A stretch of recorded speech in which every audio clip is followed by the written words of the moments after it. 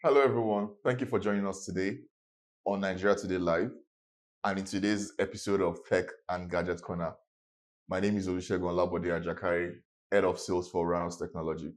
Thank you all for watching us and just following us through the trends and through the frequent conversations we'll be having around technology, around the need to stay innovative. And one interesting topic we would like to discuss about today is with respect to the need for you to innovate. And I think I want to take it from the story of Nokia. I'm sure you all remember the story, for those who probably were there in the time where Nokia 3310 or those old Nokia phones were actually reigning back then. And you agree with me that Nokia was a brand that was a formidable brand. And the interesting thing about that brand is the fact that they were very innovative. Nokia was a very rugged brand. They were able to stand the test of time during when they were, back then when they were active, as a brand. And the interesting part about it is that looking at the story of Nokia, Nokia had a very formidable R&D department.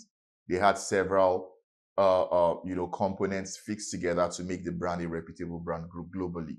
And I think at some point in time, they were actually at the forefront of technology, at the forefront of understanding the market niche and trying to carve that niche for themselves as a rugged and as a very durable brand.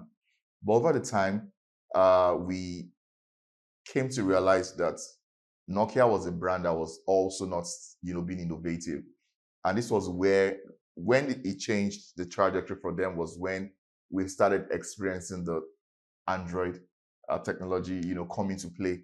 And at some point in time, Nokia was still sticking to their old rules. And at the end of the day, it speaks to the fact that complacency is something we should not embrace as individuals or as businesses or as entrepreneurs. There is need for us to be able to embrace change.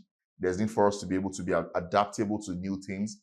And there's need for us to be able to either we change the trajectory of certain things or change the way we do things, because if we want to embrace change, we have to have an innovative mindset at the end of the day.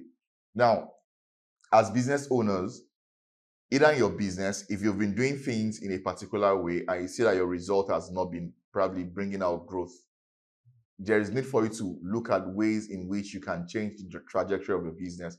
How can you remodify things? Could it be in your customer success or your customer service approach, in how you sell things, in how you relate to your customer?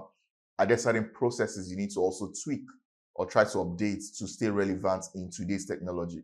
Now, we've been talking about AI, we've been talking about setting new trends.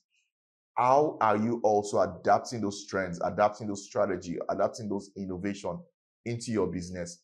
How current or how trendy are you with respect to even maintaining your customer database? How are you utilizing the data your business is generating to be able to preempt and predict the future for you as a business owner? And that's the reason why we need to be able to adapt to things that are new. We need to be able to embrace things that are new. It's high time we stop, having a complacent mindset around doing things or around living our everyday life as individuals. Either as a student too, you probably are looking forward to the future where you will probably leave school and move to the corporate world.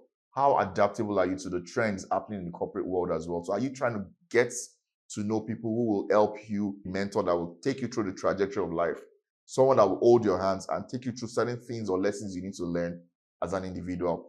And the more reason why we need to be able to change and have an adaptable mindset as individuals.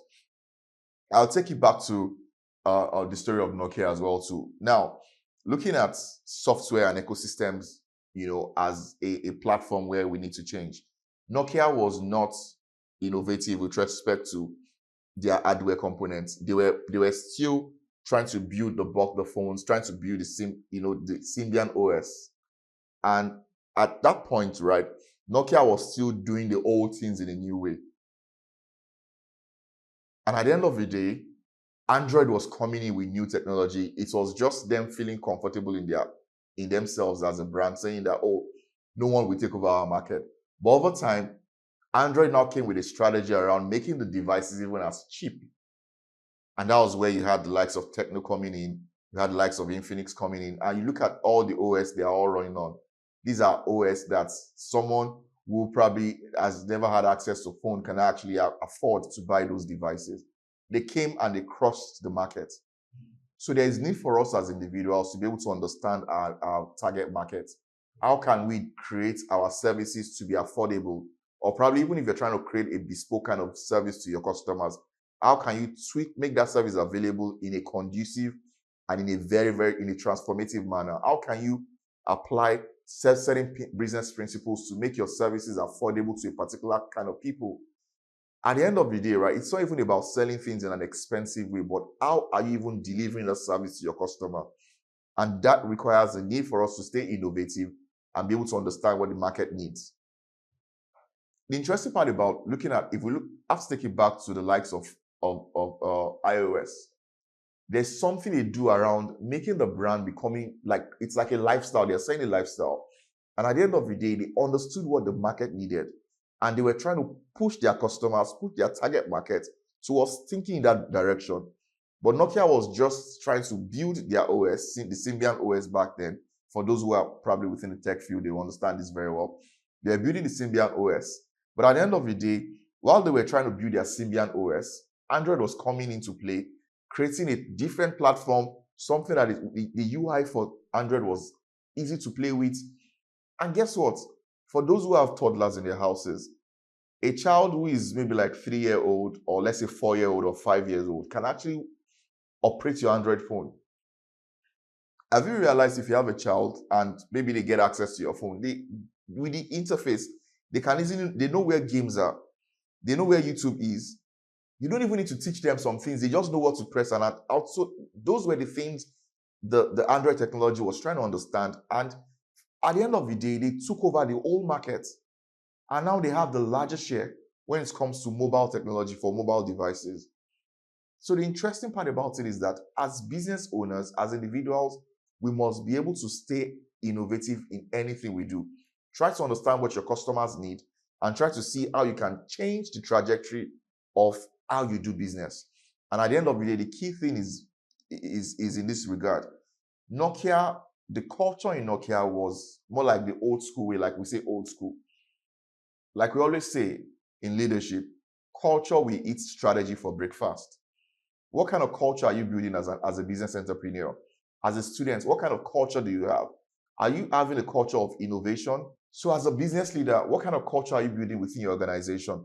Within your team, what kind of culture are you building? Are you encouraging people to change? Are you encouraging people to be innovative in their approach to thinking? Like I said earlier, culture will eat strategy for breakfast. We need to embrace a culture of innovation. That helps to drive digital transformation. That helps to drive change. And that helps to drive newer things, newer approach to doing things. And that is the best way to grow as a business and as a business owner. I hope with these few points, you've been able to take one or two things. Feel free to drop in the comment section. For those who understand the Nokia story, have you in any way used the Nokia phone before? What Nokia phone did you use back then? Is it the Nokia 3310 or the Engage? Which particular phone did you use back then?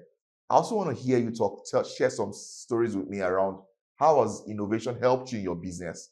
Have you been able to imbibe this culture within your organization, within your business? Please feel free to follow us across our social media platforms at Galaxy TV. My name remains Olusegun Olabode Ajakai. Follow me on social media at Olusegun Olabode Ajakai on LinkedIn and also on Twitter at Body of Lagos. We look forward to seeing you next time. Stay tuned.